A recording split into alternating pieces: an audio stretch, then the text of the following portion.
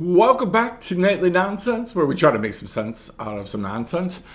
Some of that I create, some of that is just all around us. We're in the story of Esther, going back to our roots. We're in chapter 2 at the very end.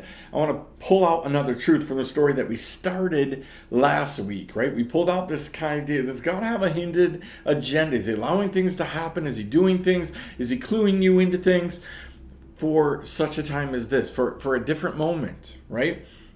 If you look at the rest of this story, right, in chapter 2 at the end, right, Mordecai's sitting by the king's gate, it says, and Bigathan and Teresh, two of the king's eunuchs who guarded the threshold, became angry and sought to lay hands on the king. This came to the knowledge of Mordecai. He told it to Queen Esther, and Esther told the king in the name of Mordecai. When the affair was investigated, found to be so, the men were both hanged in the gallows, and it was recorded in the book of the Chronicles in the presence of the king.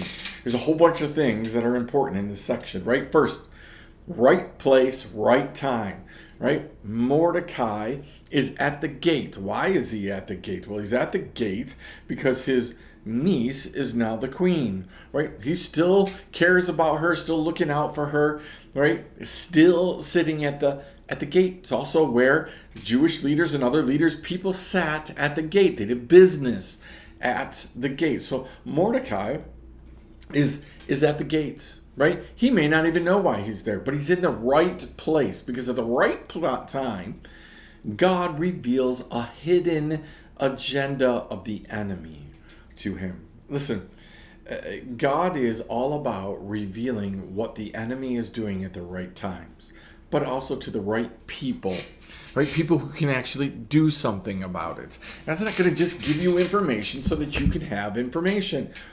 He's going to give you information because you can do something about it. It's why gossip is such a crazy thing. God didn't directly give you information about someone, then God doesn't have a plan for you to use it. That's the destructive nature of gossip. If God gives you direct insight, right, into something that's going on around you, someone that's going on around you, then he's going to ask you to probably do something with that information. So in this case, Mordecai gives it to the queen. Hey, here's what I heard, here's what I saw. Then what happens? Then the queen gives it to the king. Now notice, again, this is building. God's building something here. He's building a respect line that goes up, right? Mordecai heard it, gave it to the queen. The queen told the king. But as she told the king, she gave Mordecai the credit. Like, this is an important moment, right? Because we know what's going to happen next is we're going to use it, right? That's going to come in handy. But it's all because he was in the right place. But this whole idea of God's hidden agenda, this entire story is God putting people in the right places, right? People that shouldn't probably be there in places where they probably shouldn't be. I think we all would agree. Esther probably isn't the queen if people know all the details.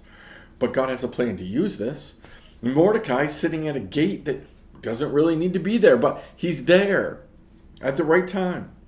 And he hears about this plot against the king. So you and I would look at this and say, well, what? It's an ungodly king. That God has plans to use this king. So keeping him alive is a high priority. Sometimes God, right, is going to have a plan to protect and keep the ungodly. Why? He has a plan to use them, right? God blessed Egypt, the pharaohs of Egypt, for a long period of time. Why? Because when his people were going to leave, they were going to take a lot of that blessing. So inadvertently, he blessed, probably intentionally, he indirectly blessed the Jewish people, right? As he was blessing the Egyptians. As they're taken care of, so are these people going to be taken care of. He's blessing his people through this. So we got to be really careful, right? You might not like your boss. You might not like a whole bunch of people around you. But God may be blessing them and putting them in a place because he's going to use them, right? When God declares he's going to use somebody, he's going to do the entire thing, right? He's going to take care of them because then they're going to take care of you. So look at the details of this. So here's my question for you tonight. Look around at your life. Do you see the people that God is using in your life? Are some of them godly in nature, some of them ungodly in nature? Do you know that as your boss gets blessed, you will get blessed, even if it's indirectly?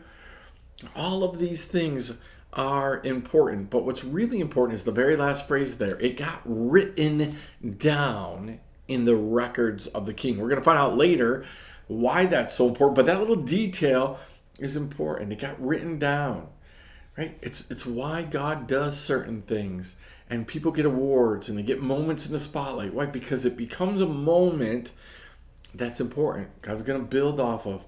God's going to use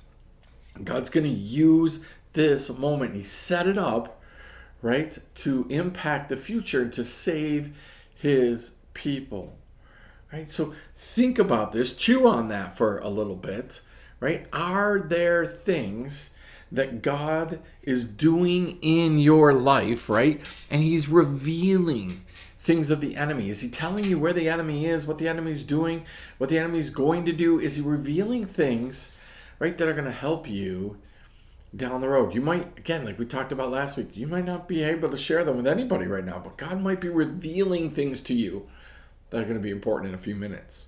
Hey, chew on that. We'll talk to you next time. Daily Nonsense.